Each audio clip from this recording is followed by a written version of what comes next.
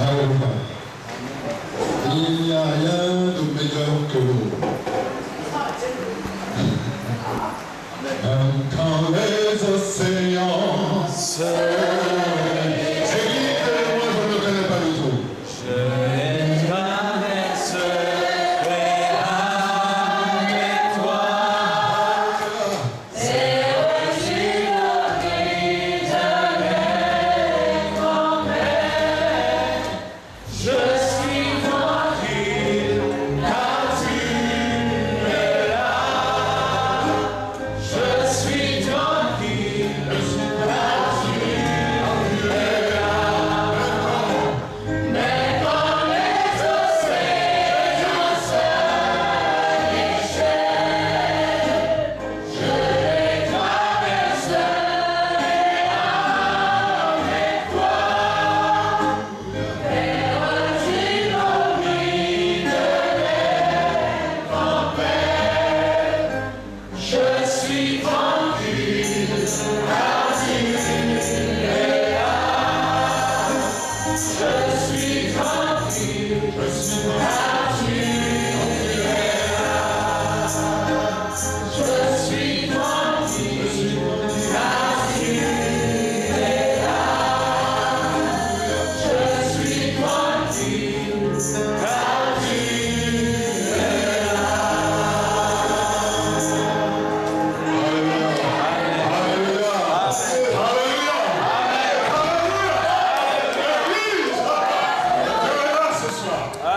Le Seigneur est là ce soir. La Bible nous dit que là où deux ou trois sont assemblés en son nom, il est là. Jésus, merci pour ta présence. Saint-Esprit de Dieu, merci pour ta présence. En effet, même quand les océans se déchaînent, quand le vent souffle fort, la Bible nous assure, la parole de Dieu nous assure qu'il est là. Il est là. Il est le Dieu tout-puissant. El Shaddai, le Dieu merveilleux. Alléluia. Je bénis Dieu. Alors nous voici au terme de notre seconde soirée ce soir sur ce cycle de la maturité spirituelle. Nous avons commencé dimanche en nous posant la question suivante: que faut-il entendre par maturité spirituelle? Et ce soir, nous allons poursuivre sur la maturité spirituelle implique croissance.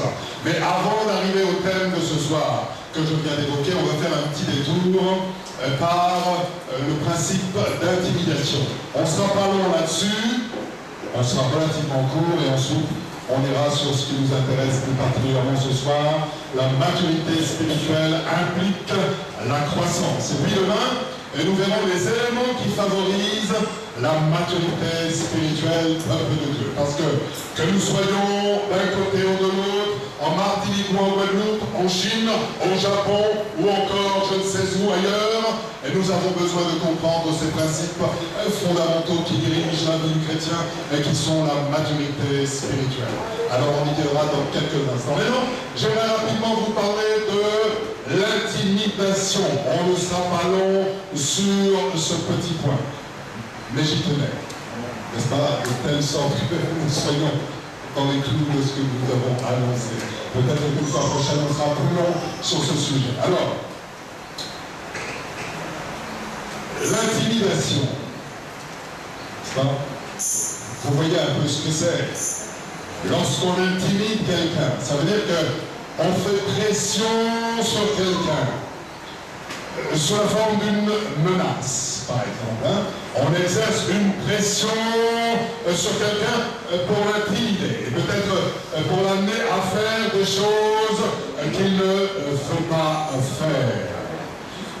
Le verbe intimider tire son étymologie, sa racine d'un mot latin qui s'appelle timidus, qui signifie timide, timidus. Alléluia, timidus. Voilà pour le verbe intimider. Donc, ça veut dire que ce qu'on appelle en bon français le radical du verbe intimider, c'est timide au fond, timidus. D'accord? C'est timide.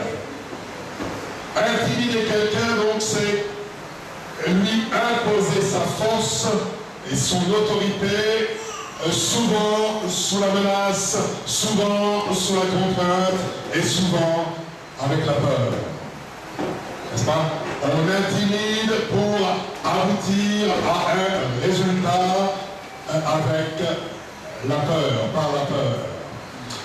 La Bible nous parle au fond de celui qui s'appelle Satan le diable, du grec diabolos, qui signifie le diviseur, ou que la Bible appelle encore dans le Nouveau Testament le prince de la puissance de l'air. Et il est celui qui est le père du mensonge, ça nous le savons bien, et il est aussi le père des intimidateurs. Lui et toute sa cohorte. Mais nous savons, Église, et Jésus nous le dit dans le livre de Matthieu, que moi, Christ, je bâtis mon Église, et que les portes de l'enfer ne prévaudront point contre elle. Alors, quels que soient les hordes de l'enfer, les principautés, les hauteurs, les dominations, les démons de toute nature et de toute catégorie, eh bien, nous pouvons être certains qu'ils n'ont pas vocation à nous intimider. Amen. Alléluia.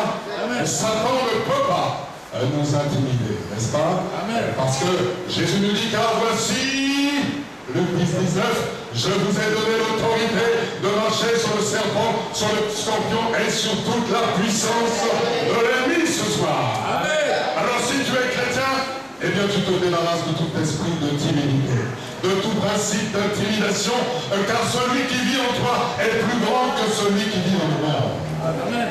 Et nous avons le pouvoir, nous, d'intimider, et non pas d'être intimidés. Nous pouvons ce soir intimider le diable, intimider ses cordes, intimider ses ennemis. Et la Bible nous dit dans le livre de Daniel, nous avons l'autorité pour fermer la gueule des lions, dans le nom de Jésus. Alléluia. Et lorsque nous décrétons, lorsque nous confessons la parole de Dieu, soyez persuadés qu'elle est agissante. Elle agit puisque sa parole est une épée à double tranchant, capable de séparer les jointures et moelles.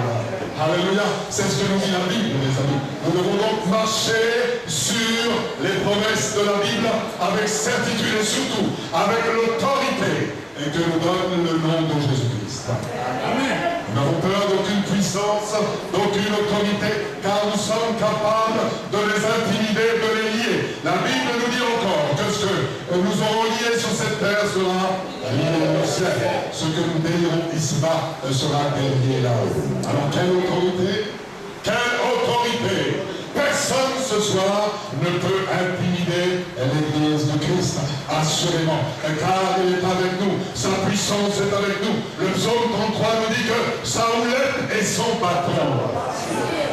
Ah, bien sûr, même lorsque tu traverses la vallée de l'ombre de la mort, sache que Christ est à côté de toi. Amen. Amen. Et Christ est là. Lorsque tu es en avion, Christ est là. Lorsque tu es en bateau, Christ est là. Lorsque tu es en sous-marin, Christ est là. Lorsque tu es dans le ventre du poisson, tout comme Jonas, au comble de la difficulté, Christ est là. Là où tu es, Christ est là. Là où tu es, tu transformes l'endroit en temple. En temple de la présence de Jésus-Christ. Car ce n'est plus moi qui vis, c'est Christ qui vit en moi. Amen. Amen. Et lorsque tu connais la parole, tu la cites. Alléluia. Et là, le diable te dit, aïe, aïe, aïe, aïe, aïe, aïe. À qui ai-je affaire ce soir? J'ai affaire à un homme, une femme, qui connaît la parole, les 66 livres, de la Genèse à l'Apocalypse. À l'Apocalypse capable, cette parole, oui, de séparer les jointures et moelles, par l'autorité et la puissance qui sont attachées à la parole de Dieu, mes amis. Nulle autre parole n'est autant lue, nul autre livre n'est autant vendu que la Bible. Alléluia. C'est le livre par excellence. Satan, le diable, le prince de la puissance, mais il n'est que ça. Le prince de la puissance de l'air.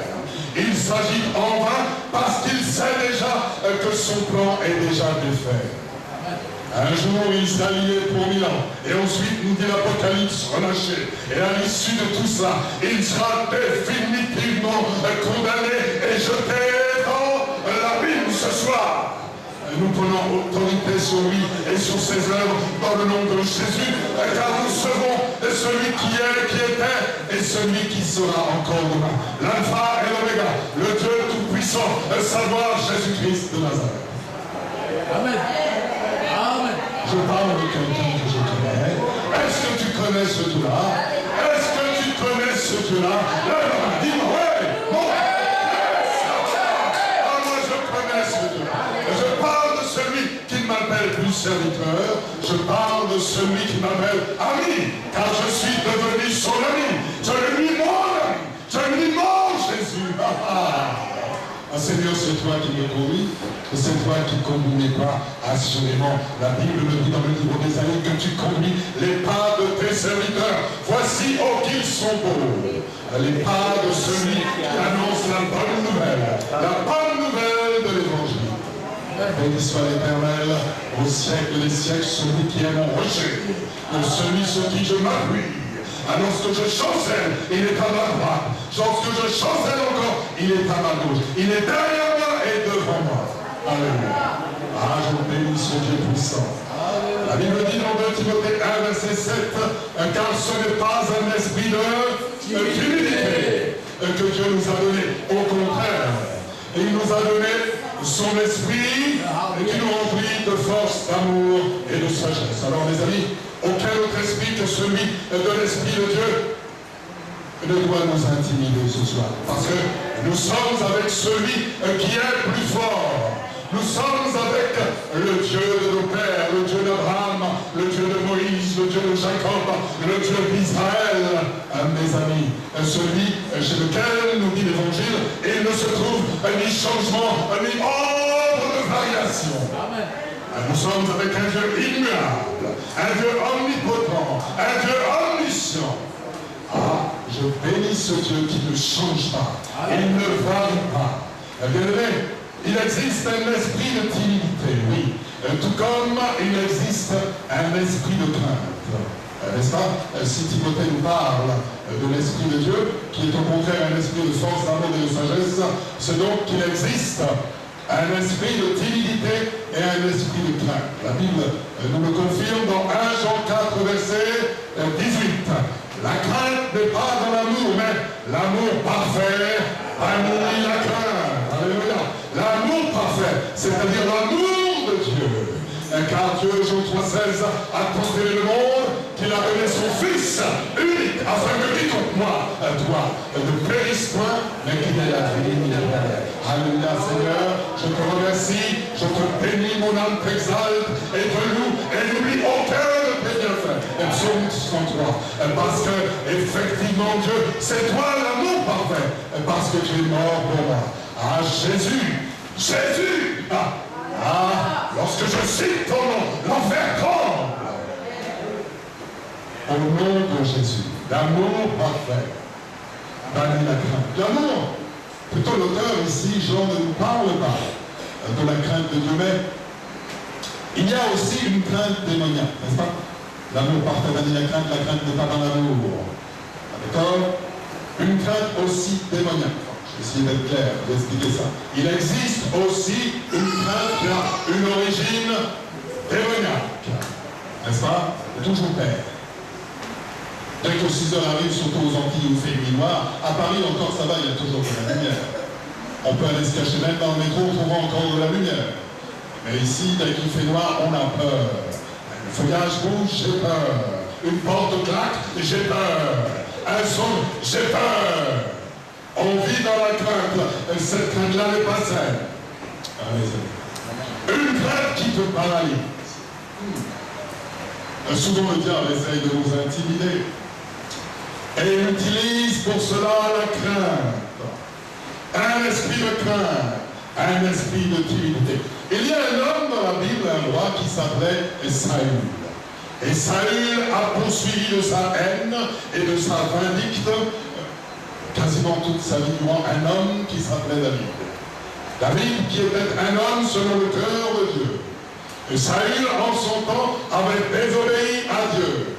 Il n'a jamais accepté d'avoir été déchu de sa royauté au profit de David. Mes amis. Et donc, Avec les esprits qui étaient en lui, il a tenté d'intimider David. Bien-aimé, la timidité, c'est la crainte des hommes. De qui as-tu crainte ce soir? Allez, on va le voir. En cherchant à nous intimider, le diable fait en sorte que nous ayons honte de rendre un témoignage du Seigneur devant les hommes. C'est pas vrai? Moi, à la fin de l'année, je serai sur KMT. Début 2014, on m'annonce un projet sur KMT.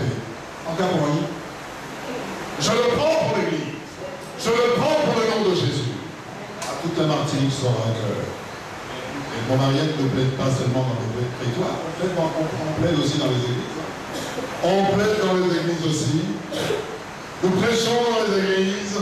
Nous prêchons le nom de Jésus. La Bible nous dit dans Matthieu 10 à partir du verset 27, ce que je vous dis dans les ténèbres, c'est Jésus qui parle, dites-le en plein jour. Le Seigneur donc annonçait l'évangile, j'ai envie de dire de bouche à oreille, ou dans les ténèbres, à ses disciples, il leur dit, et ce que je vous dis là, entre nous, je vous demande de l'annoncer en plein jour. Parce que, n'est-ce pas, nous n'avons pas un esprit de timidité, mais un esprit de force. Nous n'avons pas à nous laisser intimider, à nous laisser, je dirais, dresser des dictats par le diable. Mais nous devons, nous, condamner le diable par la parole de Dieu. Ce que je vous dis dans les ténèbres, dites-le en plein jour, et ce qui vous est dit à l'oreille, prêchez-le sur les toits. N'est-ce pas? Prêchez-le sur les toits. Ne craignez pas ceux qui tuent le corps et qui ne peuvent tuer l'âme. Craignez plutôt celui qui peut faire périr l'âme et le corps dans la chair.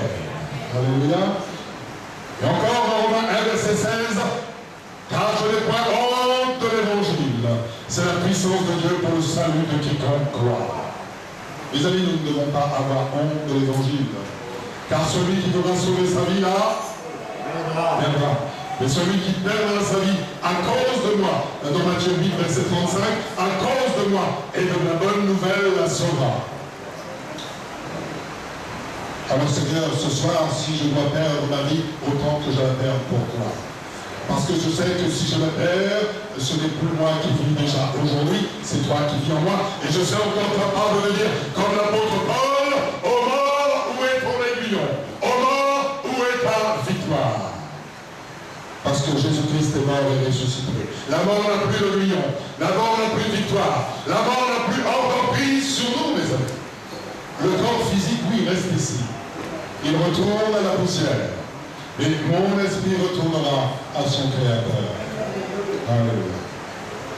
Bien-aimés, ne nous laissons pas assujettir par l'intimidation ou par un quelconque esprit de timidité.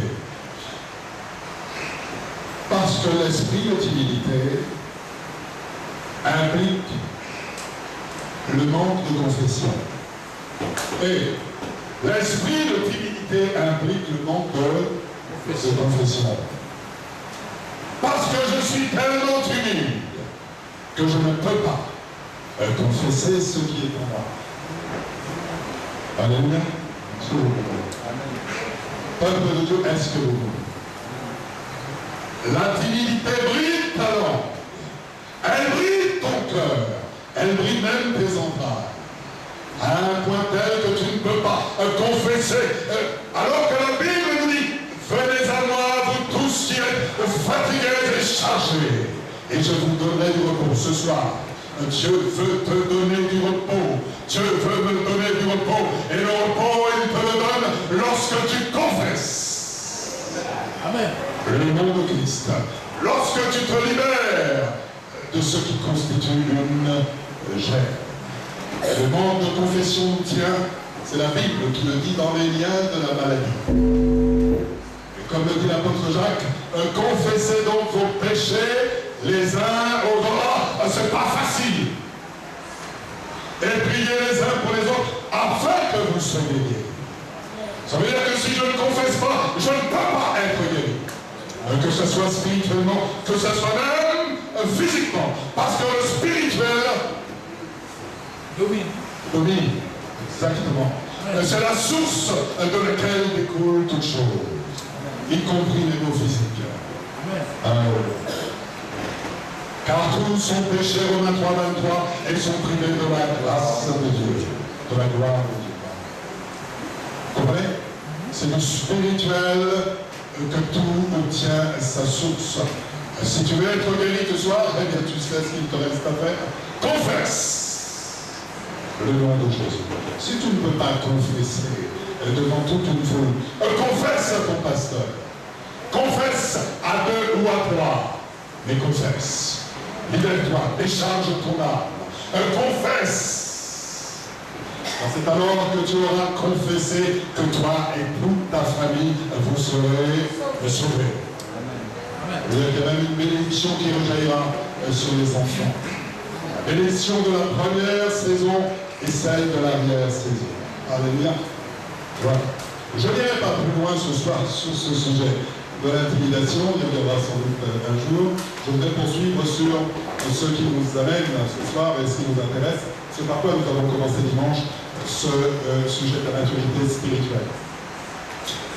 Dimanche, nous avons compris que la maturité spirituelle nous emmène d'un point A à un point B.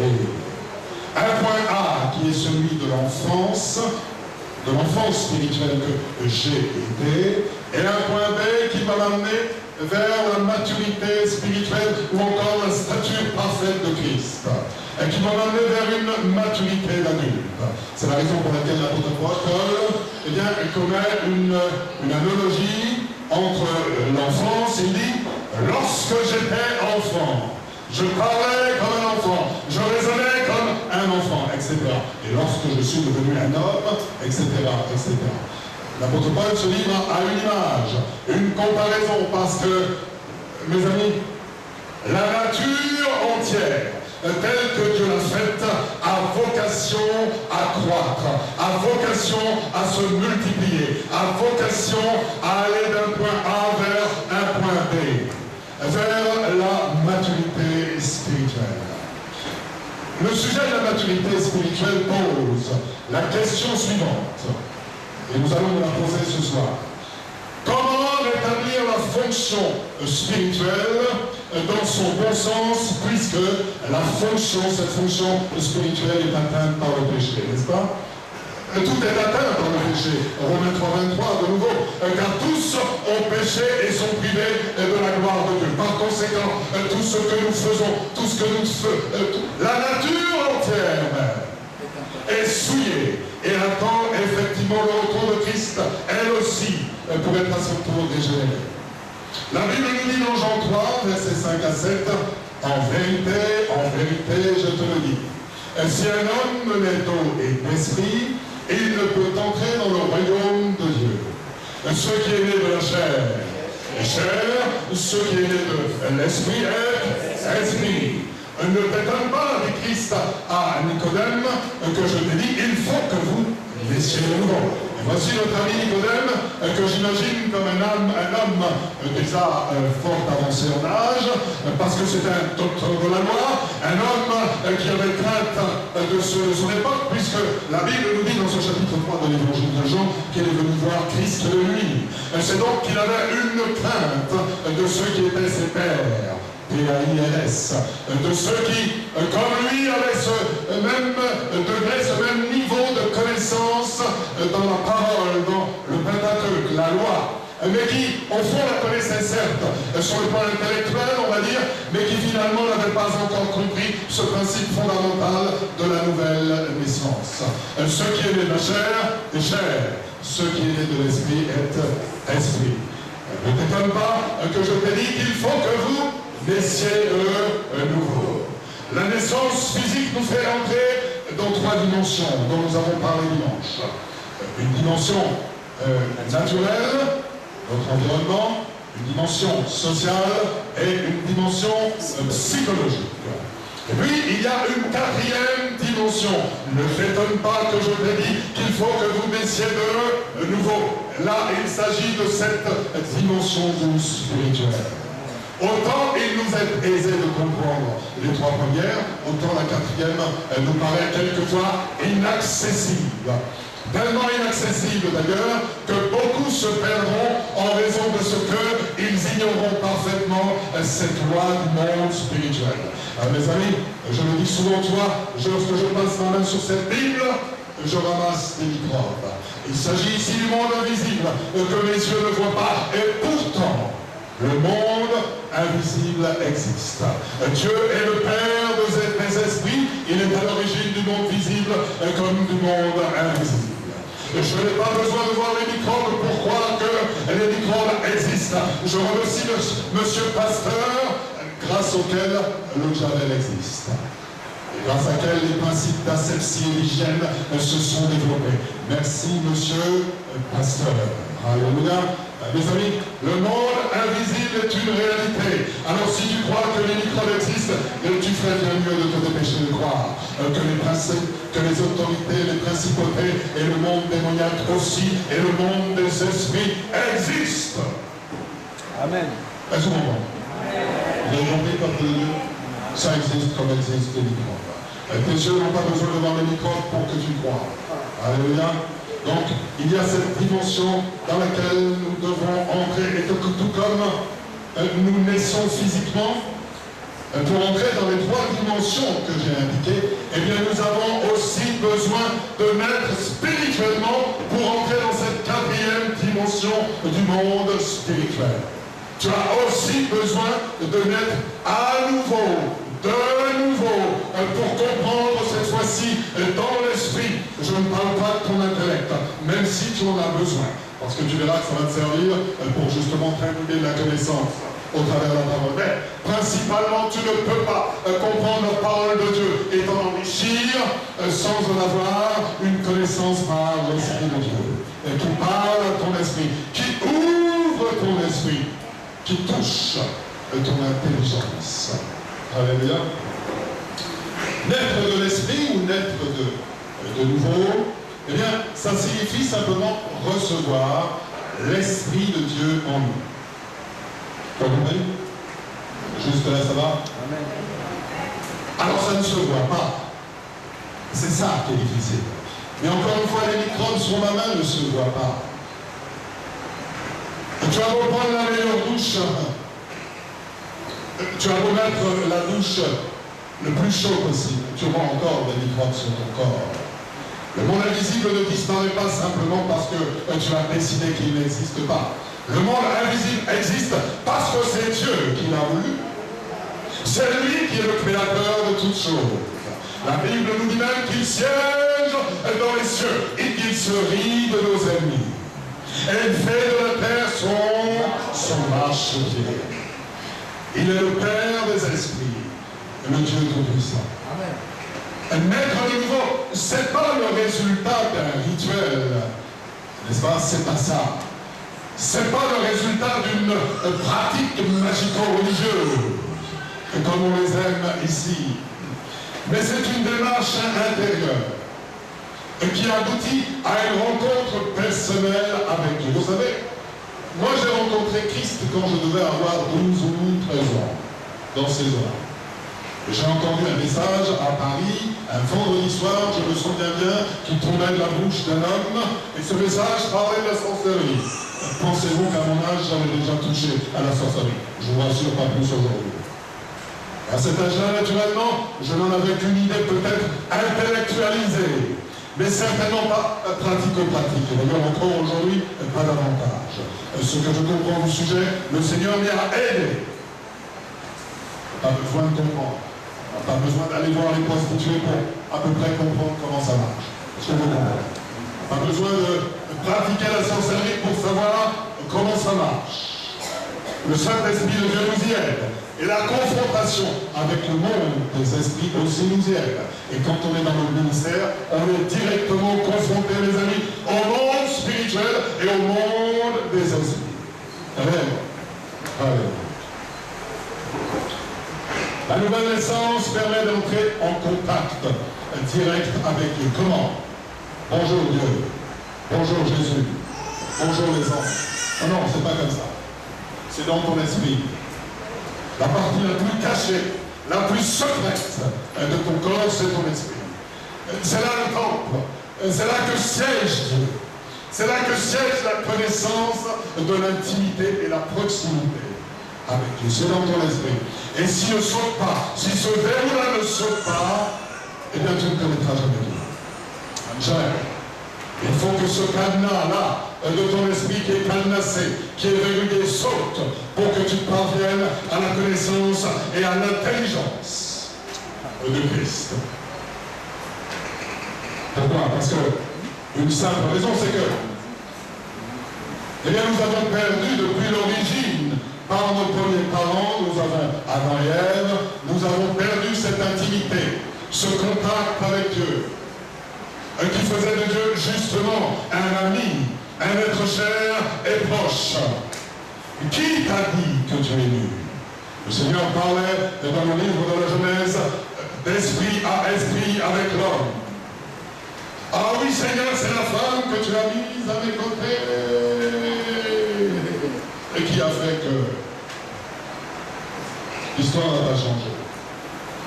La nouvelle naissance marque le point de départ d'une relation vivante avec Dieu. Et quand je dis vivante, bien sûr, il faut que tu l'entretiennes.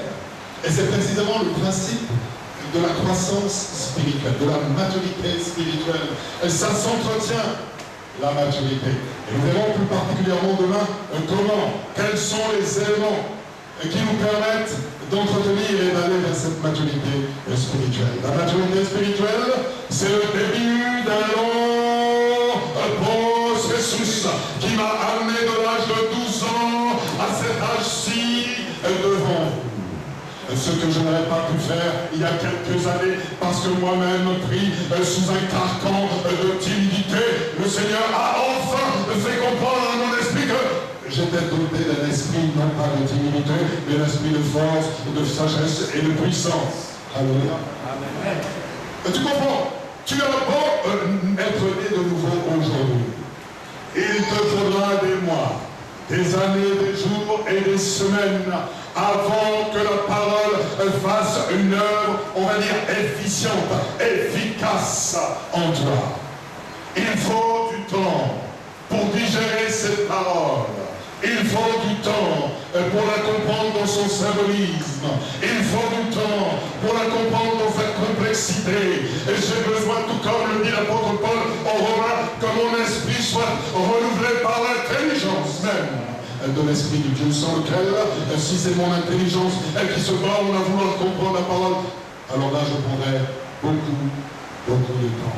Il faut que notre esprit même soit renouvelé, nettoyé, visité de fond en comble, du grenier jusqu'à la cave, pour que mon intelligence soit rafraîchie par l'Esprit de Dieu lorsque je lis la Bible et que subitement je dis « Ah, ça fait 40 ans que je lis ça. Je ne vais pas comprendre. » Souvent, ce qui se passe. Tu peux lire et relire quelque chose avec ton intelligence sans jamais la comprendre parce que tu as besoin que l'Esprit de Dieu frappe à ton esprit et te dise hey, voilà ce qu'il faut que je fasse. Une fois que cette dimension spirituelle est rétablie entre moi et mon Dieu, alors je peux travailler et je dispose d'un plus grand équilibre qui rejaillit sur toute ma vie. Qui rejaillit sur mon corps, qui rejaillit sur mon âme et qui rejaillit sur mon esprit. L'Esprit de Dieu me donne de la maîtrise de ma chair. Et plus je parle de lui, plus je prie à mon Dieu, plus les démons le savent. Plus le monde spirituel le sait. Et si tu développes une intimité avec Dieu, alors oui, tu commences à développer un long chemin qui va te mener sur ce chemin de la maturité. Lis ta Bible et prie chaque jour.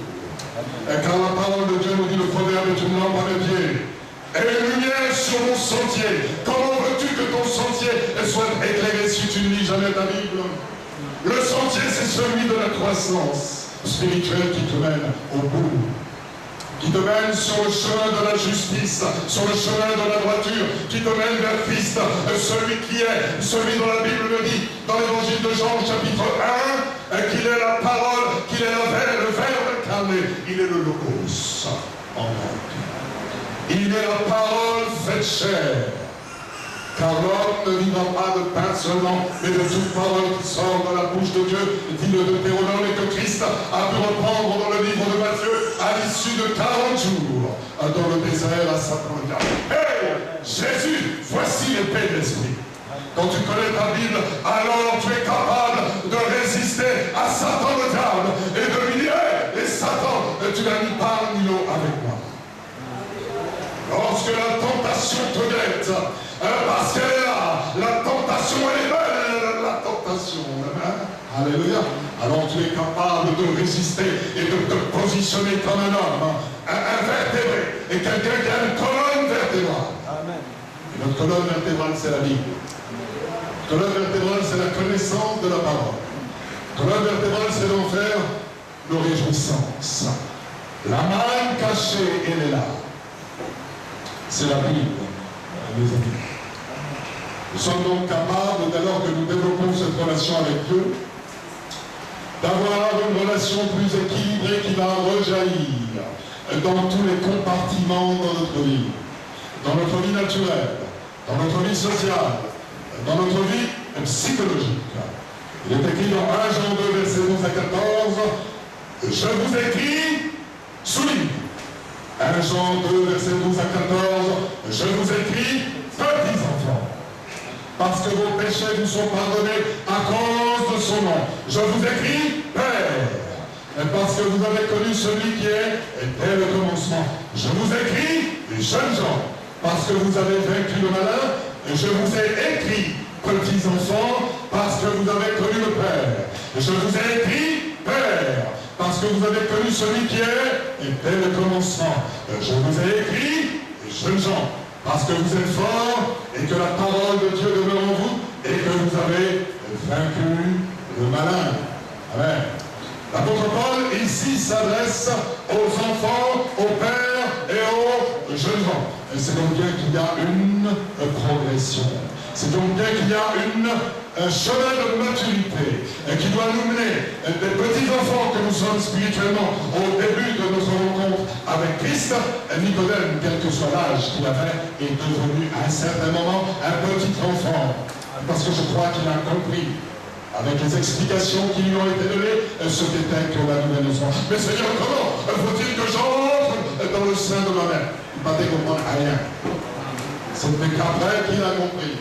La nouvelle naissance est un processus spirituel qui doit nous mener à la connaissance de Christ, par l'Esprit de Christ en nous. Mes amis, ce n'est pas un hasard si l'apôtre Jean parle des pères, des jeunes gens et des petits-enfants. Parce que la croissance est un phénomène naturel.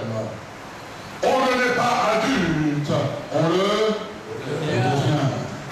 On ne n'est pas chrétien mature, on le devient. Et la maturité, comme je l'ai dit dimanche, ça a son temps.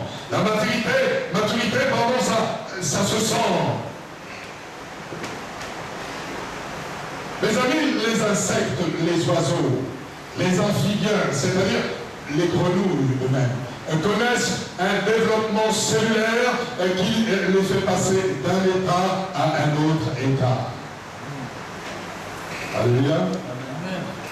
Ça, c'est la vie comme Dieu l'a organisée. Et la vie spirituelle est organisée tout comme cette vie organique. Notre vie spirituelle doit connaître un développement qui doit nous amener d'un point A vers un point B. Nous devons être d'abord des petits-enfants, naître de nouveau. Ça veut dire devenir petit en Christ pour ensuite croître en sagesse, en force et en puissance par la parole et avec l'autorité de la parole. Mais ça veut dire qu'à un certain moment, je dois la manger. Je dois la consommer comme les prophètes. Afin qu'elle ait dans la bouche, elle n'a pas un goût amer, mais un goût de miel. Afin que lorsque je la proclame, tout genou fléchit. Au nom de Jésus.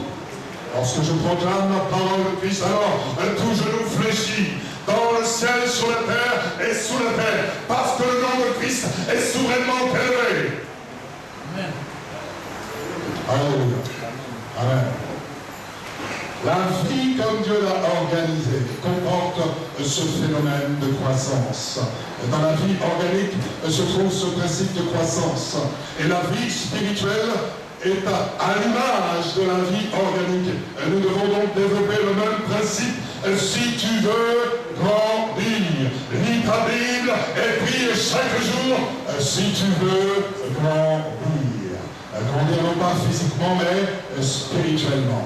Avoir une autorité. Voici, je vous ai donné l'autorité. Cette autorité, tu ne la trouveras que à sa source, c'est-à-dire dans la parole de Dieu. Parce que lorsque tu n'as pas la parole de Dieu, tu es incapable de commander aux démons. Tu es incapable de commander aux puissances. Parce que c'est avec la parole de Dieu, avec le nom de Christ, avec le sang de Christ, alors que nous sommes capables de commander au monde spirituel. Amen. Amen. Les chrétiens connaissent une croissance, et cette croissance nous fait passer de l'enfance sur le plan spirituel à l'âge adulte. Mes amis, j'espère que ce matin, il y a plus, ce soir, pardon, excusez-moi, je pensais qu'on était encore dimanche, moi je n'en sens pas. J'espère qu'il y a plus d'adultes ce soir dans la salle. Je ne dis pas que les adultes apparents, mais les adultes spirituellement parents que d'enfants. Vous savez, dans le verset que nous avons lu tout à l'heure de Jean, le livre de Jean, on se rend compte que la connaissance est un attribut des pères. Les pères ont la connaissance, ce que les enfants n'ont pas à l'état naturel. Les pères sont ceux qui sont anciens dans la foi. Et on se rend compte dans les versets que nous avons lus que la force est un attribut des jeunes. Le parallèle entre le monde physique tel que nous le vivons et le monde spirituel est identique. La maturité spirituelle implique que nous soyons remplis de la connaissance des Écritures. Et donc de Dieu, comme des pères, sont remplis d'une connaissance pratico-pratique de la vie. Nous sommes capables de la restituer à nos enfants parce que nous sommes passés par un certain nombre d'expériences et le long processus de la maturité physique qui fait de nous ce soir qui nous sommes. Les femmes et les hommes mûrs physiquement. Il faut que nous soyons forts aussi spirituellement comme des jeunes gens. Alléluia. Nous devons être forts comme des jeunes gens. Et pour comprendre ce processus, qui est un long processus de la maturité spirituelle, eh bien, il y a 3 étapes de la croissance sur lesquelles nous allons nous arrêter là durant quelques instants. La première étape, c'est l'étape du nouveau-né. La deuxième étape, c'est l'étape de l'enfant. Et la troisième étape, c'est l'étape des jeunes gens en Christ. 3 étapes du nouveau-né, en passant par l'enfant, jusqu'aux jeunes gens en Christ qui nous mènent vers la maturité spirituelle. Les nouveau-nés en Christ ou les bébés spirituels. Vous savez, à l'origine, chacun de nous vivons séparés de Christ, de Dieu même. Nous l'avons dit en raison du péché d'origine, celui d'Adam et Ève. Nous sommes, la Bible nous le dit, de cette race adamique, car tous ont péché et sont privés de la gloire de Dieu. Nous sommes dépourvus d'une connaissance spontanée de Dieu en raison du péché qui constitue un voile entre nous et Dieu. Car tous ont péché et sont privés de la grâce de Dieu. Nous avons donc chacun besoin, chacune, d'une réconciliation avec Dieu. Alléluia. Avec Dieu le Père. Et cette réconciliation est devenue possible grâce au sacrifice de Christ, le Fils de Dieu, Jésus-Christ. Car c'est par lui et en lui et au travers lui que nous avons de devenir enfants de Dieu. Alléluia. Cette réconciliation est possible grâce au sacrifice de Jésus à la croix. La Bible dit, si quelqu'un est en Christ, il est une nouvelle création ou créature. Voici, les choses anciennes sont passées, toutes choses sont devenues nouvelles. Et c'est donc bien qu'à un certain moment, Il y avait un état antérieur qui était celui dans lequel j'étais, un état dans lequel je ne connaissais pas Christ, et ensuite quand j'ai connu Christ dans l'esprit, et quand je suis devenu ce que l'apôtre Paul appelle un enfant d'adoption, alors oui, j'ai compris par l'Esprit de Dieu qui il était. Alléluia, dans mon esprit. Toutes choses sont devenues nouvelles parce que mon esprit s'est enrichi de l'Esprit de Dieu.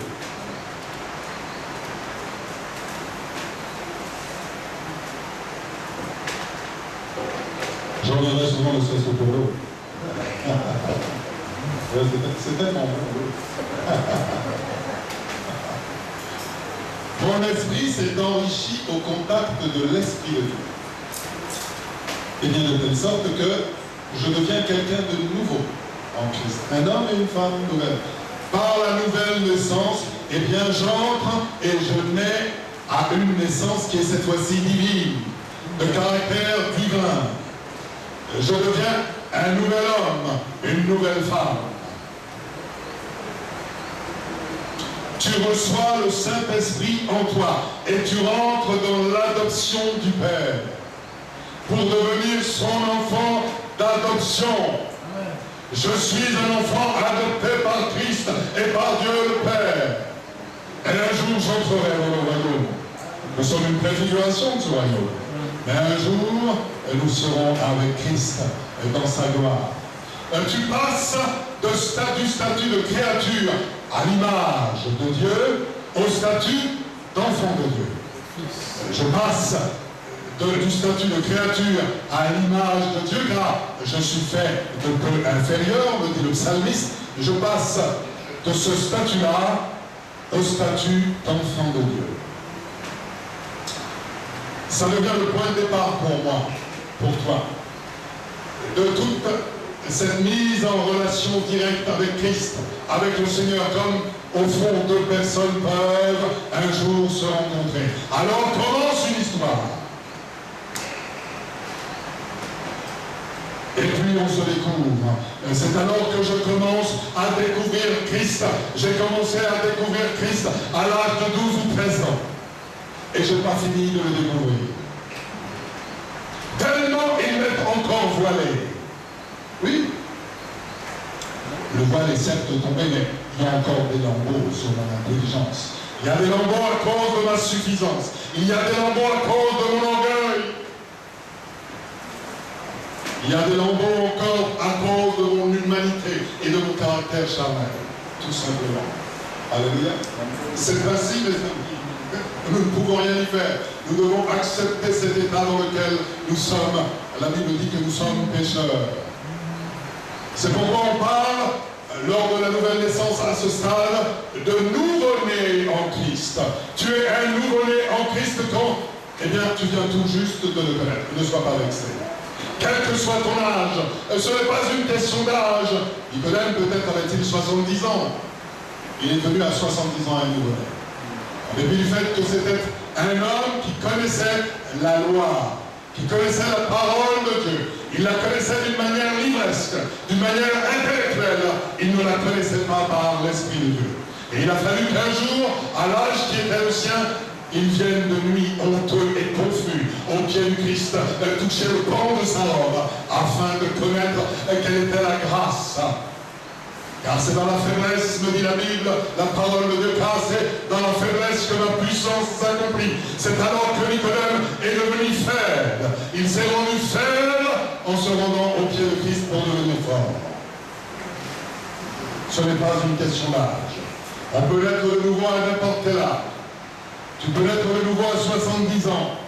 Et alors tu es encore un bébé spirituel. Et le bébé spirituel a encore tout à apprendre de la vie spirituelle. Alléluia. Amen. Amen. Et le principe, voilà ce que tu dois apprendre quand tu es un bébé spirituel. Tu dois commencer par apprendre les principes élémentaires des oracles de Dieu. Tu dois apprendre la repentance des œuvres mortes.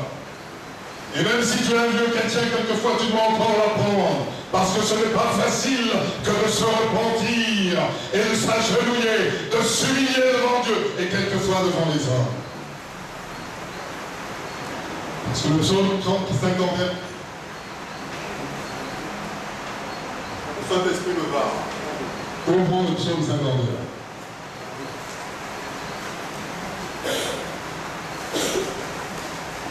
Quand la Bible monte dans notre esprit, quand la parole monte, c'est que le Saint-Esprit parle. C'est tout. Mais pour que cet esprit parle, il faut la connaître. Sinon, ça ne montera jamais. Psaume 51. Au chef des chantres, psaume de David, lorsque Nathan le prophète vint à lui, après que David fut allé vers Bathsheba. David a vu le soir une femme magnifique. Ah, cette femme était en contrebas sur l'un des toits plats. Elle dormait. Il me dit qu'elle était belle de visage. Peut-être pas seulement d'ailleurs de visage. Et le cœur de David a tremblé. Oh Dieu, dit-il après s'être repenti, aie pitié de moi. Et dans ta bonté, selon ta grande miséricorde, efface mes transgressions. Lave-moi complètement de mon iniquité. Et purifie-moi de mon péché, car je reconnais mes transgressions et mon péché constamment devant moi. J'ai péché contre toi seul, et j'ai fait ce qui est mal à tes yeux, en sorte que tu seras juste dans ta sentence, sans reproche dans ton jugement. Voici, je suis né dans l'iniquité, car tous sont péchés et sont privés de la gloire de Dieu. Et ma mère m'a conçu dans le péché. Alléluia. Et tu veux que la vérité soit au fond du cœur, fais donc pénétrer la sagesse au-dedans de moi. Purifie-moi avec l'hysope et je serai pur. Lave-moi et je serai plus blanc que la neige. Annonce-moi l'allégresse et la joie. Ce soir, si tu veux être libre, alors repens-toi. Repens-toi devant ton Dieu. Et les eaux que tu as brisées se réjouiront. Détourne ton regard de mes péchés, efface toutes mes iniquités. Oh Dieu, crée en moi un cœur pur, renouvelle en moi un cœur bien disposé. C'est David qui chante.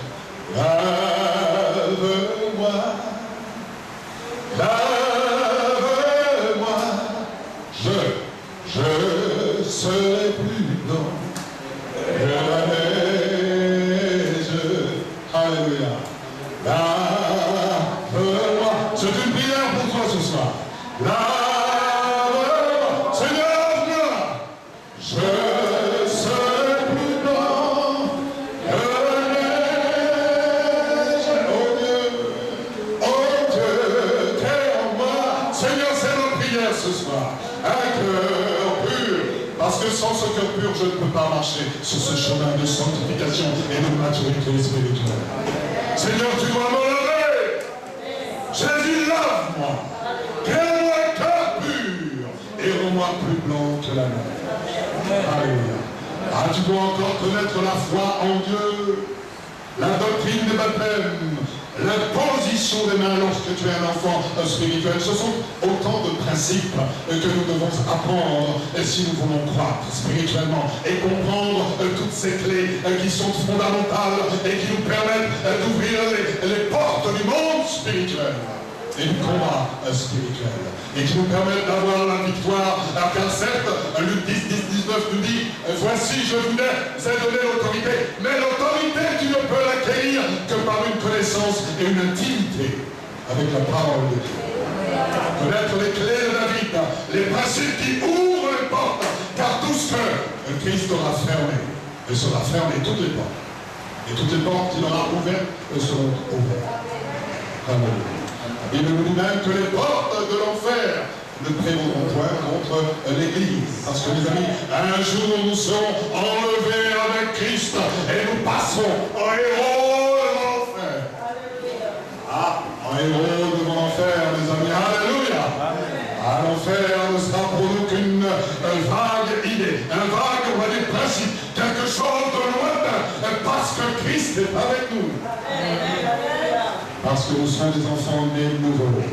la résurrection des morts, le jugement éternel. Voici des principes qui doivent être enseignés, qui sont enseignés ici même, dimanche après dimanche, mercredi après mercredi, pas mardi, c'est là-bas. En mardi. Des principes que nous devons comprendre et qui nous font croître et qui nous amènent sur un chemin de maturité spirituelle. Ce qui te permettra de grandir, de progresser dans la vie, d'où la nécessité de lire la parole. Si tu ne lis pas ta Bible, tu ne peux pas grandir. Lis ta Bible, prie chaque jour, si tu veux grandir. Tu dois l'étudier, tu dois la digérer, la manger. On va même se réunir au sein d'équipes, de groupes, de maisons, de prières, cellules, pour grandir ensemble, mes amis. Parce qu'au fond, nous avons besoin les uns des autres. Nous sommes les maillons de même chair. C'est d'ailleurs pour ça qu'on se met des coups de maillon de temps en temps, non? Et dans une même chaîne, on n'hésite pas à se faire du mal. Tu sais, normalement, un nouveau-né a faim. Et tout comme le nouveau-né a faim spirituellement de connaître Dieu, n'est-ce pas? Lorsque nous étions tous jeunes spirituellement, c'est alors qu'on a cette fringale de découvrir et de lire la Bible. Tu pars aux toilettes avec ta Bible, tu vas dans la cuisine, tu la mets à côté de toi, tu vas quelquefois dans la salle de bain, tu mets des post-it sur le frigidaire à droite et à gauche, parce que tu as faim et soif de la parole de Dieu.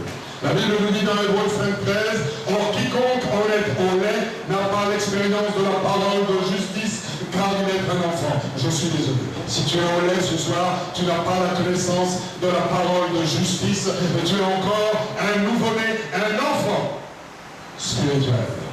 Le petit enfant spirituel, tu le sais, a du mal à se plier à un certain nombre de contraintes, à un certain nombre de règles, tout comme le petit enfant, n'est-ce pas? A du mal à se plier aux contraintes, parce qu'il est un petit enfant. Il est encore charnel dans sa manière de vivre, par opposition à l'homme mûr spirituellement. Et la différence se voit. Je ne te dis pas que tu deviendras parfait lorsque tu seras un père ou un ancien dans l'église. Tu ne seras pas encore parfait, loin de là. On a encore besoin de manger et de consommer de cette bonne nourriture spirituelle qui est la parole de Dieu,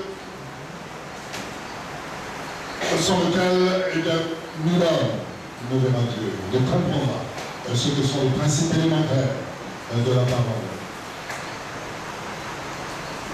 Le petit enfant spirituel a tellement de mal à se plier aux principes spirituels que Paul dit un jour aux Corinthiens, pour moi, frère, c'est un reproche que fait Paul. Ce n'est pas comme à des hommes spirituels que j'ai pu vous parler, mais comme à des hommes charnels.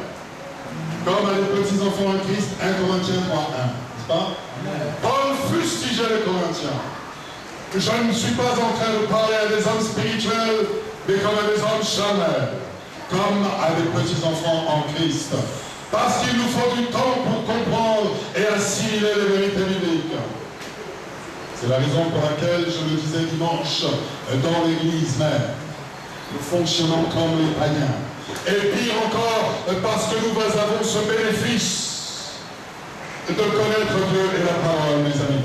Oh Dieu, nous fonctionnons comme des païens.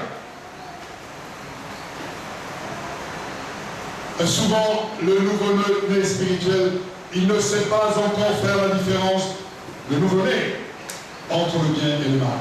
Je parle du nouveau-né, mais nous qui devrions être des hommes faits, il nous arrive encore de commettre les mêmes erreurs, de tomber dans les mêmes caniveaux, de tomber dans les mêmes pièges, de vivre les mêmes errements, de vivre les mêmes difficultés, mes amis. Et ma soeur, tu as mal aux oreilles. Tu es aux premières loges, toi. Voici ce qui nous arrive de vivre, mes amis. Nous vivons les mêmes difficultés, et dans l'Église, dans le corps de Christ. C'est pourquoi, eh bien, nous avons besoin de parler à ceux qui sont plus jeunes dans la foi pour les aider aussi à croire. Les aider à croire. Quelquefois durement. Quelquefois durement. Enfants en Christ, passons cette fois-ci du stade des jeunes enfants, des enfants nouveau-nés, aux enfants en Christ. Mon intelligence, c'est l'organe qui me rend capable de savoir, de penser, d'imaginer, de me souvenir et de comprendre. Ça, mon intelligence va fonctionner comme ça. Et d'après la Bible, mon intelligence a ceci de particulier qui constitue un champ de bataille pour l'ennemi. Mon intelligence est singulièrement mes pensées, n'est-ce pas? C'est la raison pour laquelle, je crois que c'est Paul qui nous dit de ramener toute pensée captive à l'obéissance de Christ. Lorsque tu sens monter en toi une tentation, le Seigneur m'a dit, tu es sûr qu'il t'a dit quelque chose? Il y a une femme dans mon église, le Seigneur lui a dit que j'étais son futur mari. Sa sœur lui a dit, j'ai fait un songe, je t'ai vu qui était au restaurant chinois avec le pasteur. Elle avait rêvé qu'elle était dans une belle maison avec moi. C'est bizarre, elle n'avait pas rêvé qu'elle était dans une petite maison dans les 50 pas géométriques, là. C'était Dallas. Amour, gloire et beauté. Ah, c'était peut-être mon rêve, mais ce n'était pas la réalité. Nous étions plus dans le fantasme que dans la réalité.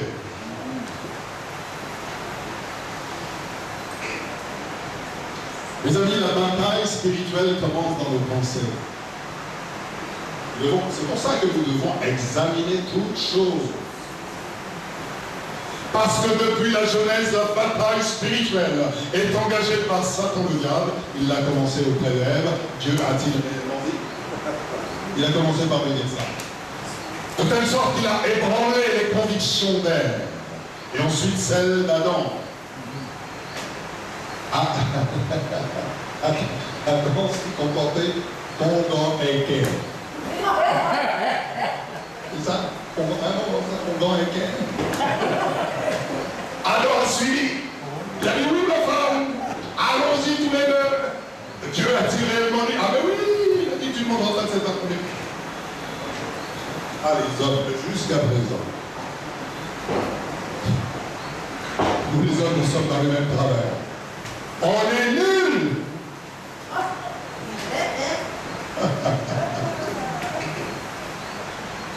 Les amis, de telle sorte que Paul a pu écrire dans 2 Corinthiens 8, versets 3 à 5, si nous marchons dans la chair, nous ne combattons pas selon la chair.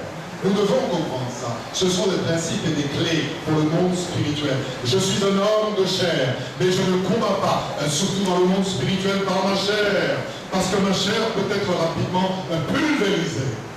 Mais lorsque j'arrive dans une maison, on va dire occupée, hantée, lorsque je sens la présence des esprits, je ne combats pas avec ma chair. J'ouvre ma bouche et je commence à confesser la Seigneurie du Christ. Alléluia. Car les armes avec lesquelles nous combattons ne sont pas charnelles. On ne leur dit pas aux démons, des mamans, des ceci, des cela. On leur dit Dieu a dit. On leur dit je commande au nom de Jésus. Je te condamne car tu n'as mis pas mis avec moi. Tu comprends? Tu leur dis pas les insultes que nous connaissons ici. Si tu leur dis ça, ils t'échappent. Donc avec tout unique. Ils te déshabillent. Tu combats par et avec la parole. Les armes que nous avons, que nous utilisons, ne sont pas charnelles, mais elles sont puissantes par la vertu de Dieu pour renverser des forteresses. Nous renversons les raisonnements et toute hauteur qui s'élève contre la connaissance de Dieu, et nous amenons toute pensée captive à l'obéissance du Christ, y compris la pensée des démons. Lorsque je commande au monde spirituel, et que je dis à un démon de retourner dans les lieux arides, il retourne dans les lieux arides. Un jour, il y avait en face de moi une petite femme, toute fluette. Elle n'était pas toute jeune, mes amis. Et si j'avais éternué, elle tombait. Et un jour que je priais pour elle, j'avais les yeux fermés, j'entends « Hé, hé !» J'ouvre mes yeux et j'entends sa voix qui me dit « Hé, c'est ma maison. » Parce que ça fait longtemps que je suis là. Alors, excuse-moi, on ne s'est pas bien compris. Ce n'est pas ta maison.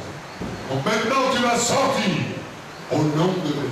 Il est sorti, il foutait la tête. C'est ça. Et quand elle s'est relevée, elle m'a dit, pasteur, elle dit, non, pas de problème.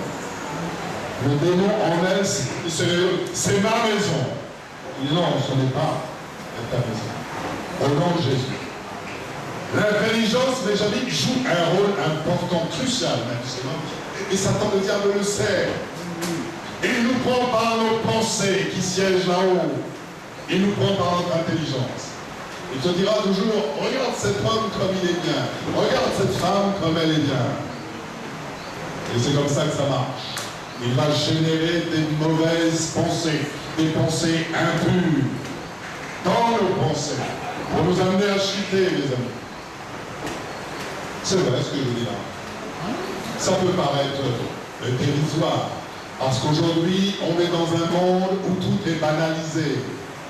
On fait même le sexe à plusieurs, semble-t-il. En tout cas, c'est ce que je lis. Voilà dans le monde dans lequel nous sommes. N'est-ce pas? Tout est banalisé. L'impureté est banalisée. Les mauvaises pensées sont partagées et communément aujourd'hui sur le net ou encore par téléphone, ou que sais-je encore. C'est le monde dans lequel nous sommes. Mais c'est aussi le monde de la globalisation sur ce plan-là. Avant la régénération, mon intelligence, ou plutôt, c'est l'intelligence de l'homme qui l'empêche de rencontrer Dieu, n'est-ce pas? C'est notre intelligence qui est une forteresse entre moi et Dieu et qui m'empêche de rencontrer Dieu. Parce que, mes amis, nous pensons connaître toutes choses.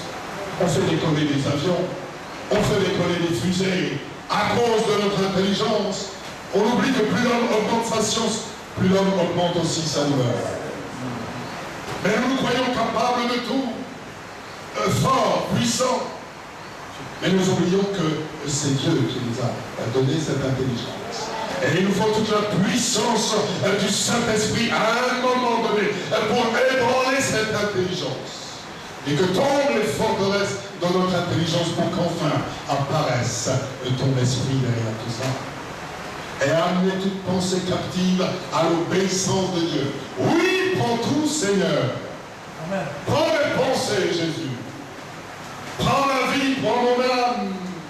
Prends mon corps, Jésus. Assujettis mon corps. Je le dis là, je le confesse. Seigneur, assujettis mon corps. Et mes pensées. Même après la repentance encore, l'intelligence de l'homme n'est pas entièrement libérée de son contact avec Satan le diable. Ouais. Et c'est pour ça encore que nous avons des idées qui fourmillent comme ça, qui nous viennent. Les pensées du chrétien. Les pensées du chrétien. Si on les examine ce soir, on verra que sa tête peut fourmiller de toutes sortes de pensées incontrôlables. Là, ce soir, au moment où je te parle, tu es en train de penser à autre chose, tu es ailleurs. Tu es même en train de penser déjà à ce que tu vas manger tout à l'heure en rentrant. Ça, ce sont les produits de notre imagination. Des images impures, même défilent au moment où... Regardez ça, je sais ce dont je parle. Il y a des images impures qui défilent là, maintenant, dans ton esprit. Parce qu'il y a même des idées qui vagabondent. Tu te fais des plans. Dans mon église, cette femme s'est fait des plans sur moi. Des plans sur la comète. J'étais devenu son inaccessible étoile. Tellement inaccessible qu'elle en a quitté l'église.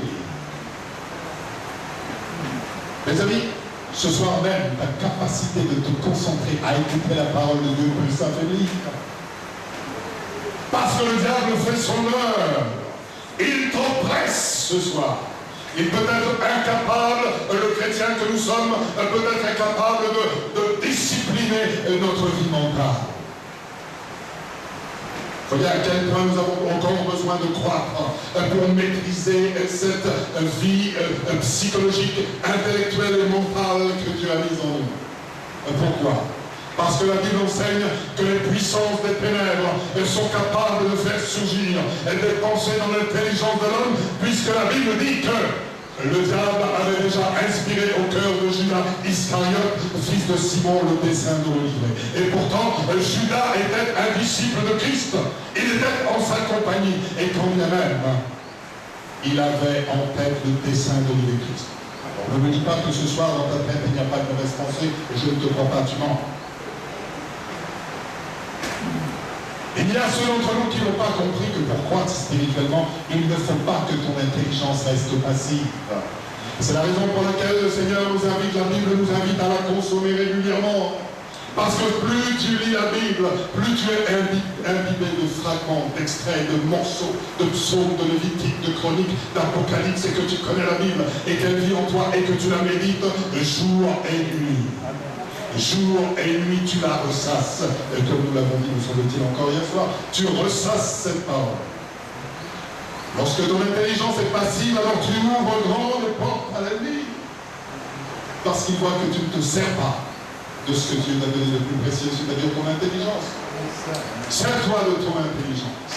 Et alors ton intelligence devient profitable au mauvais esprit. Parce que tu ne sais pas t'en servir. C'est la parole de Dieu qui t'aide à cadenasser les mauvaises pensées. Je ne t'ai pas dit que c'est simple. Parce qu'il n'y a rien de simple.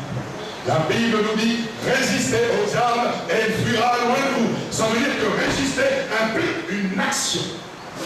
Amen. Ce n'est pas simple de résister à une mauvaise pensée, surtout lorsqu'elle nous semble, elle ressemble, vous savez, à Paris, au bois de Vincennes, on vend des barbes à papa. Parce que tu prends la barbe à papa et que tu la consommes, elle fond dans ta bouche. Elle est aussi douce peut-être que le premier péché.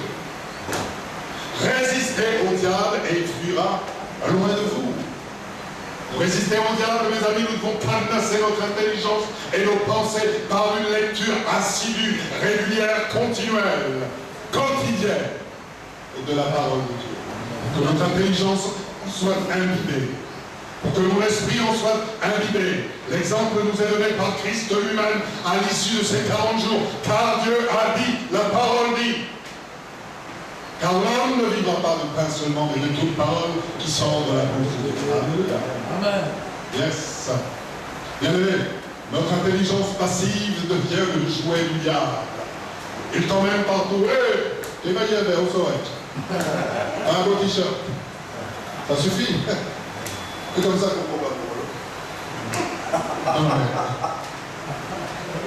Moi, je ne vais rien faire à cette dame, madame Martini. Je ne lui ai jamais rien dit. Mais vous savez, c'est plus grave encore. Là, j'ai été blessé par ça. J'ai entendu quelqu'un dire, c'est comme si, vous connaissez ce film, il n'y a pas de fumée sans feu. Bon. Seigneur, je suis là, dimanche après dimanche, à enseigner, mardi après mardi, vendredi après mardi, vendredi. Vous connaissez moi, c'est que c'est moi qui suis à l'origine de... Bon, écoute, arrête, garde tes règles. Garde tes chemins. Pas de fumée sans feu. Alors le pasteur aurait perdu son temps à aller parler. Quand je voudrais te parler, j'irai te parler. Comprenez? Mais c'est dramatique ce genre de choses. C'est dramatique dans le ministère. Parce que c'est ainsi qu'on fait circuler la rumeur. Qu'on donne du corps à la rumeur. Une intelligence passive se caractérise aussi dans notre esprit par des images, par des insomnies, par un manque de concentration, n'est-ce pas? Ça fait comme ça, comme ton intelligence. Je ne te dis pas parce que tu dors pas 2 heures du matin, ça m'arrive souvent. Mais quand je ne dors pas 2 heures du matin, je pense, c'est vrai, au Seigneur Jésus. Des fois, je pense à autre chose, à ma famille, à mon travail, certes. Mais c'est vrai que la plupart du temps, les premiers mots sont pour Jésus. Dès que je me réveille, mes premiers mots sont pour Jésus. Je l'appelle, je lui dis Jésus. Parce qu'il est impossible de rentrer dans le royaume de Dieu sans un acte de foi personnel, mes amis. Se repentir, c'est confesser ses péchés avec le désir de changer. Il te faut le désir de changer. Alléluia. Mes amis, l'enfant spirituel apprend à ne pas contester avec Dieu. L'enfant spirituel apprend à ne pas contester avec Dieu. Je regarde là. Lorsque le Saint-Esprit te convainc de péché, tu apprends à ne pas contester avec ton Dieu. Amen. Avouer son péché ne suffit pas. Il faut aussi ouvrir son cœur à l'action du Saint-Esprit. Amen. Tu peux avouer quelque chose, mais si tu n'as pas envie de le délaisser, tu peux avouer, mais si tu ne veux pas, tu n'as pas le désir de lâcher prise, ça va revenir. C'est comme ça que ça marche, le péché. À un certain moment dans la vie, mes amis, il nous faut être radical. Des fois même, c'est brutal. J'instaure la rupture. J'ai dit à quelqu'un la fois dernière, je lui ai dit, écoute, quand tu parles, j'entends les portes qui claquent. Là, c'était pas forcément bien. J'ai dit parce que justement, tu n'es pas assez sensible à l'Esprit de Dieu. La plupart du temps, mes amis, si nous voulons délaisser notre péché, nous devons être radicaux. Je dois avoir une attitude radicale. Regardez les gens qui fument. Ils veulent lâcher la cigarette. Ils font toutes sortes d'acupunctures, de piqûres, de sport. Par contre, lorsque quelqu'un ne fume plus, un fumeur a décidé, il arme sa volonté et il te dira, j'ai arrêté du jour au lendemain. Parce qu'il a su être radical. Les amis, dans la vie, il faut être radical. Le chrétien, c'est quelqu'un de radical. Le chrétien, c'est quelqu'un de radical. Si je veux me positionner pour Dieu, je veux être radical. Parce que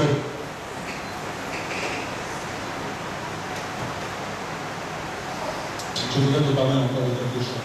L'enfant spirituel, il arrive que l'enfant spirituel peut ressentir un besoin de vérité.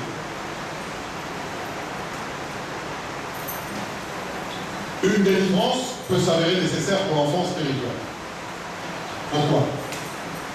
Parce qu'avant de naître de nouveau, peut-être que tu étais un grand sorcier. Et donc tu comprends que ce n'est pas parce que tu nais de nouveau là dans la seconde que les puissances qui sont avec toi ne s'agitent pas ou ne se contredisent pas quelque part. Évidemment, elles commencent peut-être déjà à lâcher prise, mais il y a peut-être un besoin de nettoyage dans ta vie ce soir, dans nos vies ce soir. Lorsqu'on est de nouveau, c'est comme ça. On fait bien la toilette des nouveau-nés, n'est-ce pas, mesdames? Les mamans. Amen. Je crois même que moi, j'ai dû être lavé il y a ça pour mon bonheur, pour la première fois. On fait ça. On nettoie le nouveau-né. Amen, amen. Le nouveau-né spirituel a besoin d'être nettoyé. Nettoyer, balayer, même, dit la chanson. C'est comme ça. Nous avons besoin d'être nettoyés. Il peut aussi arriver que l'enfant spirituel est hérité de péchés générationnels. Il faut couper, il faut briser, il faut émonder.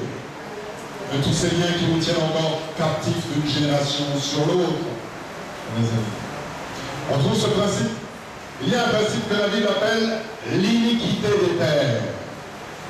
L'iniquité des pères, dans Ézéchiel 16, verset 44. Voici tous ceux qui disent des proverbes, t'appliquons ce proverbe, telle mère, telle fille. Toi, tu croyais que ça se disait comme ça, c'est dans la Bible. Telle mère, telle fille. Ézéchiel 16, verset 44. Dis-moi quelle est ta maman, je te dirai qui tu es. Dis-moi comment elle vieillit, je te dirai comment tu vieillis. Regarde ta belle-mère et tu sauras comment vieillira ta femme. Parce que telle mère, telle fille. Regardez ça. Telle mère, telle fille. C'est un principe. La Bible dit, tu es la fille de ta mère. Écoute ça. Ézéchiel 16, verset 44. Voici ceux qui disent des proverbes, t'appliqueront ce proverbe. Telle mère, telle fille. La Bible dit, tu es la fille de ta mère, qui a repoussé son mari et ses enfants. Est-ce que tu comprends ce que ça veut dire repousser? Tu as divorcé de ton mari et de tes enfants. Ta mère. Tu es la sœur de tes sœurs qui ont repoussé leur mari et leurs enfants. Est-ce que tu vois la famille? Ne t'étonne pas alors que la Bible dise telle mère, tel fruit. Il s'agit de l'iniquité des pères attachés aux générations. Ce qui s'est passé chez toi dans ta famille se passera dans les générations suivantes. Alléluia. Voici pour le principe. Je vais sauter un peu, parce que je ne voulais pas être trop long, je ne veux pas être trop long ce soir, mais on arrive à la fin. Nous allons parler des jeunes gens dans le Seigneur maintenant. Dans 1 Jean 2, verset 13, nous avons lu « Je vous écris, jeunes gens, parce que vous avez vaincu le malin. » Le principe, c'est qu'une personne qui naît de l'esprit appartient à Dieu. Ça, c'est le principe. Alors que le monde entier, nous l'avons vu tout à l'heure, est dominé par le prince de la puissance de l'air, par Satan le diable. Mais nous, Satan, en principe, ne nous domine pas. Il le dit dans le livre de Genèse au sujet de Caïn, car le péché couche à ta porte et toi domine sur lui. Lorsque tu as des envies de meurtre, domine sur cette envie.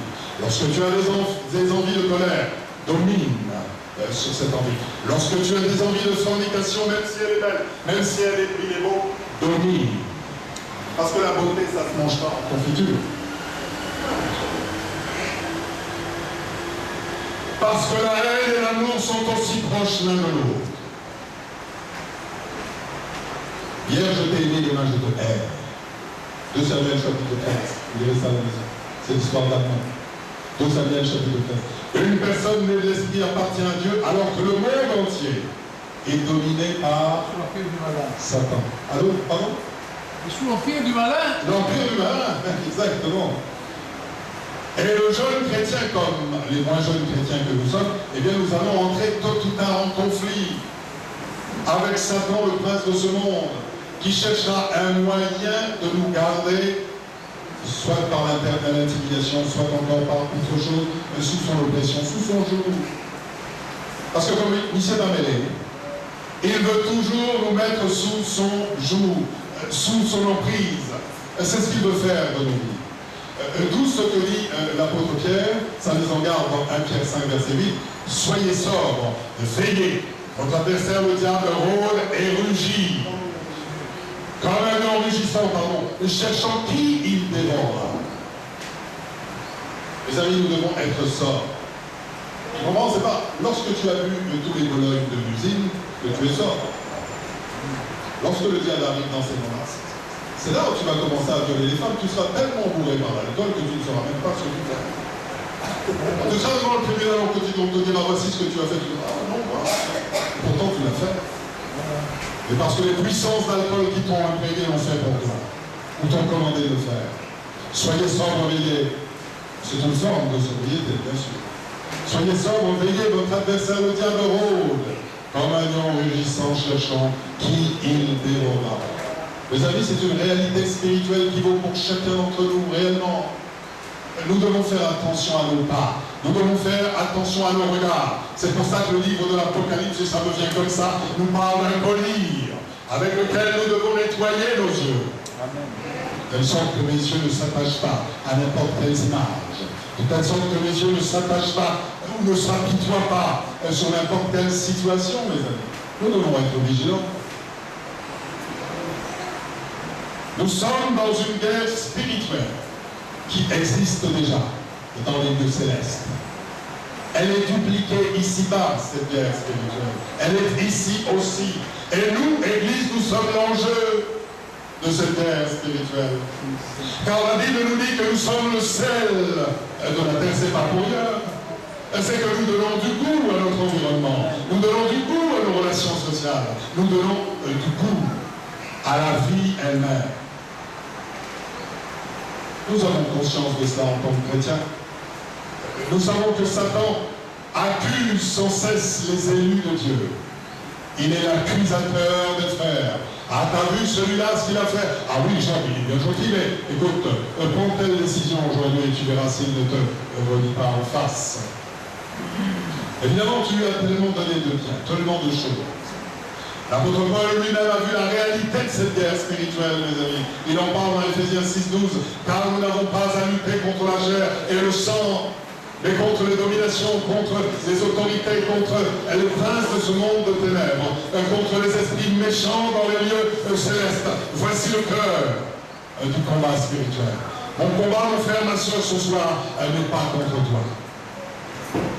Mon combat est contre les esprits qui s'agitent dans le monde spirituel, contre chacun d'entre nous, contre l'Église du Christ, assurément. Voici un passage donc qui met en évidence les différentes puissances au service de Satan. Toute une hiérarchie, mes amis, au service de Satan. Une hiérarchie avec au sommet les principautés et les pouvoirs, les dominations qui s'établissent sur un pays, sur une région. Récemment, pas plus tard que la semaine dernière, avec effroi, j'ai découvert que le blason de la Martinique,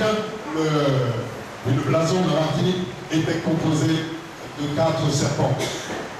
Et alors que je venais de découvrir ça la veille, le lendemain, je vois une camionnette rouge qui passe à côté de moi dans la rue. C'était une camionnette de pompiers. Et je regarde effectivement sur le blason 4 serpents qui dominent la Martinique. Tu t'étonnes que nous soyons violents? Tu t'étonnes qu'il y ait des viols?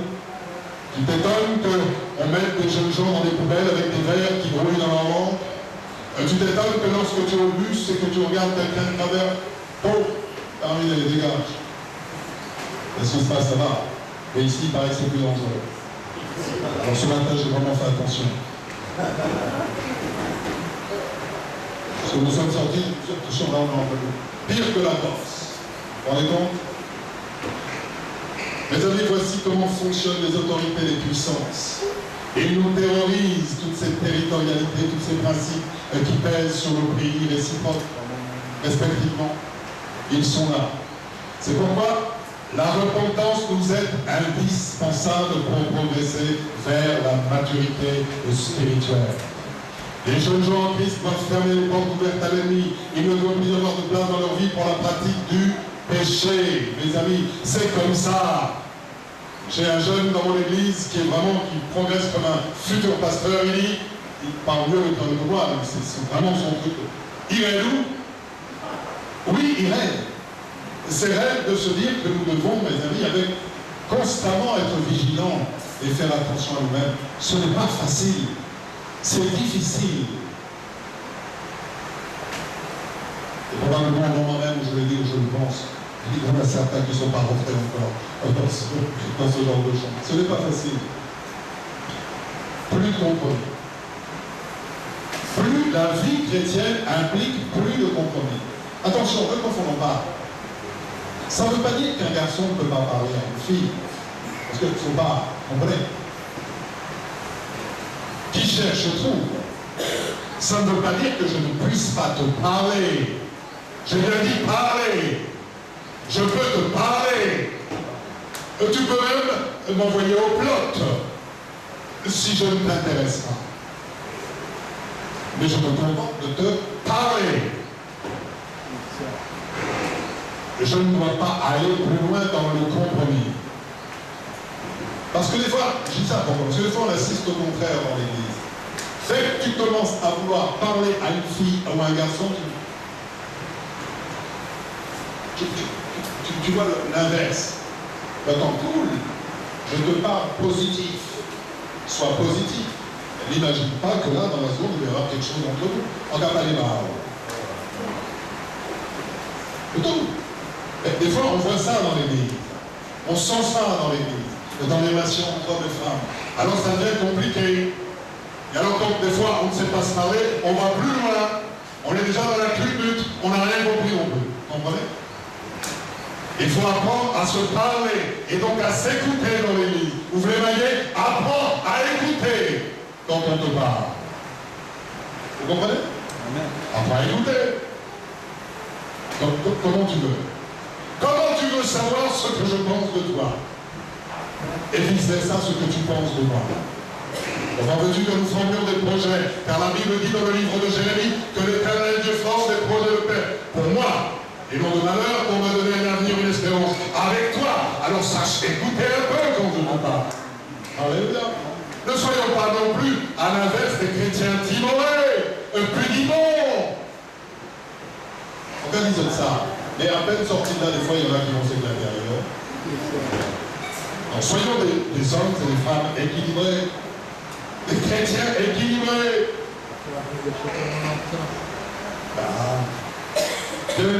Et si nous voulons atteindre la maturité, et j'en ai fini, là, comme ça, il est 8h30, si nous voulons atteindre la maturité spirituelle, eh bien, il n'est plus temps pour nous de composer avec des demi-vérités.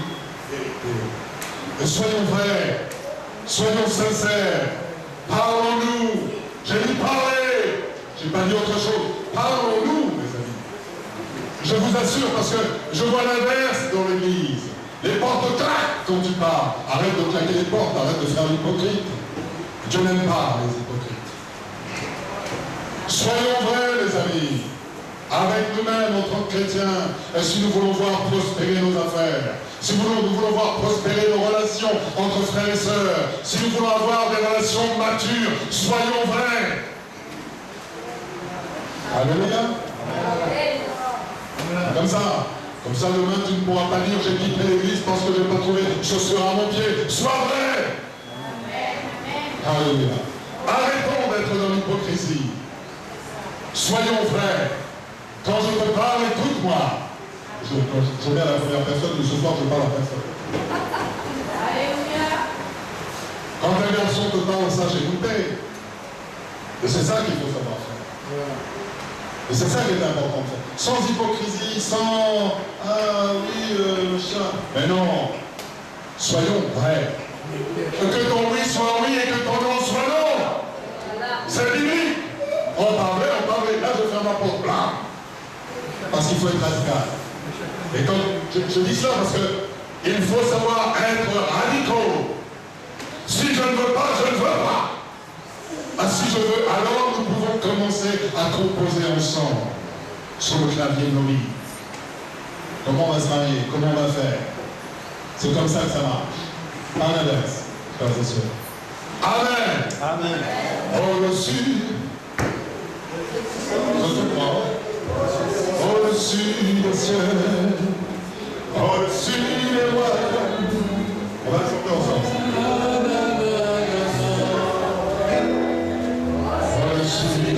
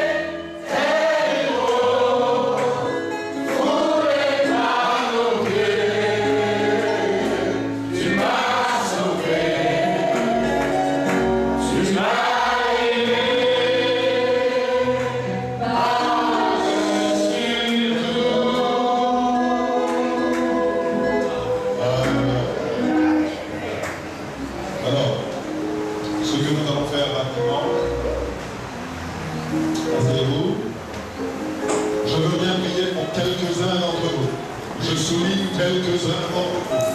En effet, ne faites pas les choses de manière vaine. Comprenez bien, on va prier de manière utile et de manière spécifique. Ne vous mettez pas tous debout, quelques-uns d'entre vous s'il vous plaît, parce que nous voulons à 9h être déjà au lit. Tout à fait cessant.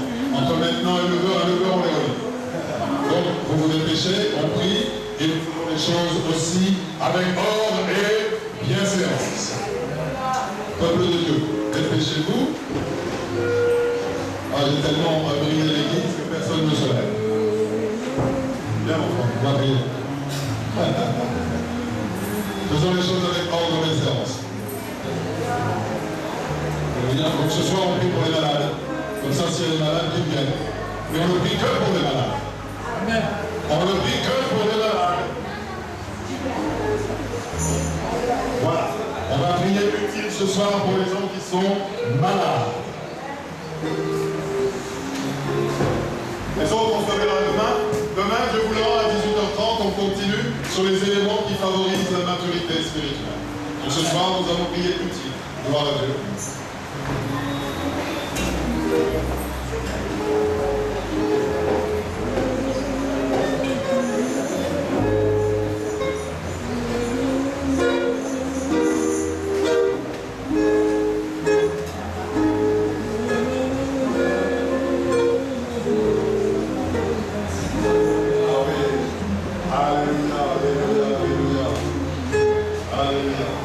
Seigneur Dieu puissant, éternel des armées, Jésus. Seigneur, tu connais cet homme, c'est ton serviteur éternel. Seigneur, daigne seulement répondre à son souhait, à son vœu, à sa prière ce soir, à sa requête éternelle. Jésus-Christ de Nazareth, Seigneur, toi dont le nom est élevé au-dessus de la maladie, Seigneur, du non-maladie. Seigneur, tu viens t'assujettir cette maladie en ton nom, Jésus. Seigneur, je le déclare guéri. Éternel, si telle est ta volonté, Dieu puissant, Jésus-Christ, tu le feras. Seigneur, je crois que tu es le Dieu des cieux, Seigneur, celui que je prie. Seigneur, tu n'es pas une idole. Tu n'es pas, Seigneur, une idole de terre ou de pierre. Tu es, Seigneur, Jésus-Christ de Nazareth. Seigneur, que ta volonté parfaite s'accomplisse dans la vie de ton serviteur, de mon frère. J'ai prié en ton nom, avec autorité, Jésus. Amen. Alléluia. Ah, ma soeur, mon frère, c'est ça. Jésus, Dieu puissant, voici ma pratique éternelle. Jésus, tu la connais, Seigneur, mon Dieu. Seigneur, tu vois sa fidélité. Seigneur, tu vois son zèle. Seigneur, tu vois ton cœur, ton amour pour toi, Jésus. Seigneur, je te demande de la bénir. Seigneur, ouvre-la de tes ailes. Seigneur, visite-la ce soir.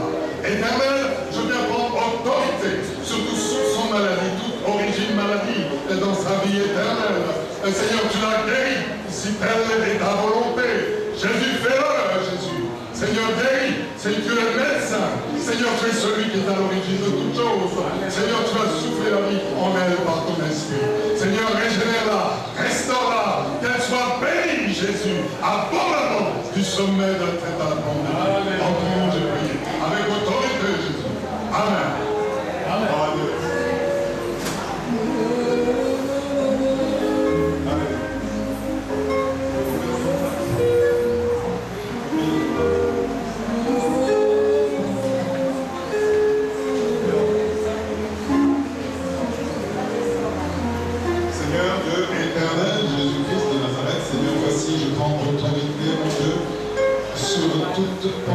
Seigneur, je ramène toutes les pensées d'Élisa captives à l'obéissance du Christ, à l'obéissance du Christ. Seigneur, les forteresses volent en éclats maintenant. Seigneur, je t'assujettis par l'autorité que tu me donnes ces pensées à Jésus-Christ. Seigneur, tu l'as béni, Jésus. Seigneur, du sommet de la tête jusqu'à la plante des pieds, je la déclare bénie dans le nom de Jésus. Seigneur, je les mets, je la place